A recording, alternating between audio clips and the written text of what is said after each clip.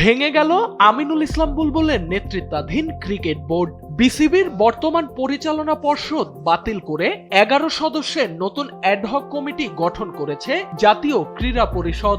নতুন এই কমিটির সভাপতি হিসেবে দায়িত্ব পেয়েছেন সাবেক ওপেনার তামিম ইকবাল খান। আজ মঙ্গলবার এক সংবাদ সম্মেলনে বিষয়টি নিশ্চিত করেন এনএসসির ক্রীড়া পরিচালক আমিনুল আহসান। 11 সদস্যের এই অ্যাডহক কমিটির মেয়াদ নির্ধারণ করা হয়েছে 3 মাস।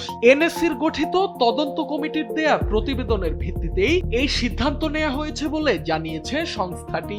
আপাতত এই 11 সদস্যের কমিটি সাময়িকভাবে বিসিবির যাবতীয় কার্যক্রম পরিচালনা করবে।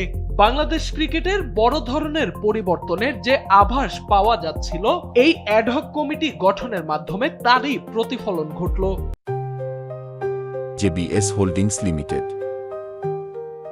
3 মাসের এই সংক্ষিপ্ত মেয়াদে তামিম ইকবালের নেতৃত্বাধীন এই কমিটি বোর্ডকে কতটা গুছিয়ে নিতে পারে সেদিকেই তাকিয়ে ভক্ত সমর্থকরা।